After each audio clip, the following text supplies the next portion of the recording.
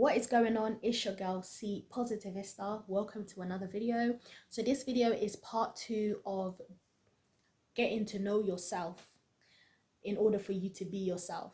And I explained during the first video that so many times we're told, just be yourself, be the best version of yourself.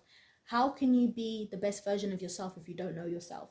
It starts with getting to know yourself. It starts with studying yourself. So in this video, I'm going to talk about how you can get to know the current version that you are. So video 1, I spoke about how to get to know the old you, the younger version of you. So in this video, I'm going to talk about how to get to know yourself, the person that you are right now. So if you haven't watched the first video, I would advise that you go back to watch the previous video before you watch this video. Because with the information that you collected from your younger self, you're now going to get that information, and you're going to analyze. Personally, I create spidergrams. I do it all the time. I talk about them all the time. So something like this. So in the middle of the spidergram, you can put your name, you can put myself, you can put self, you can put whatever you want to put, but something that represents you, because it's all about you, right? When you put that, then within the lines on the outside, you can then put subheadings or subtopics. Let's start with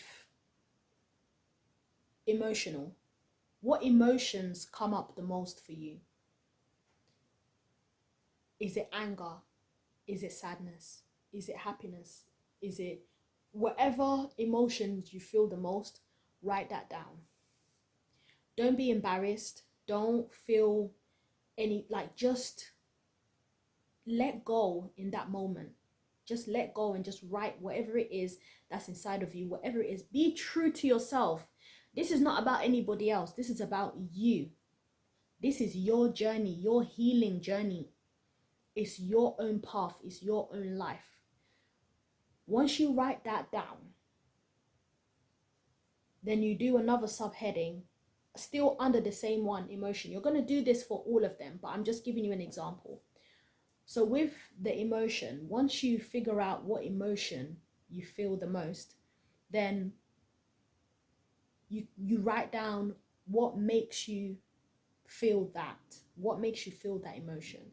What happens? What do people do? Or what events normally take place for you to feel that way? And how often do you feel that way? Do you feel that way all the time?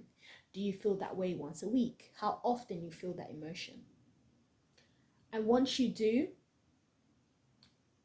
you may start to kind of understand why you feel that way. It may be like when you're mainly around your family. It may be when you're mainly around your partner. If the answer is, you're mainly around your partner, why are you angry when you're around your partner? Why do you feel that way? Why do you feel that that person brings that out of you? Then you need to think about it. You need to think, okay, if this person keeps bringing this out of me, then something here isn't right. And study that. And with you doing that, you're going to start now to build that intuition. You're going to start to build that inner voice. That inner being is now going to start to communicate with you and let you know that, okay, you're now going to start to be aware. It's all about awareness. So you don't have to do all the different aspects straight away. So say, for example, for the first week, you can just start with the emotional. You can just start with the emotions. When you start with the emotions, study it for the week. Put yourself around that person. If you wrote someone's name, if you wrote a group of people, if you wrote the emotion that they bring out of you, be around those people and really just study yourself. It's not about anybody else, it's about yourself.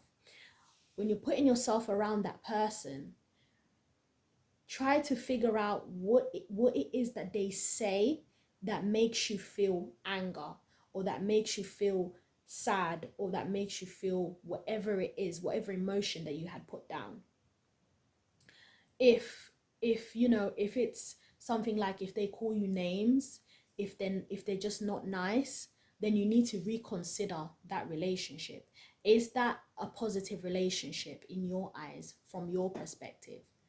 If it's not, then I'm not going to tell you what to do. You know what to do. Act accordingly.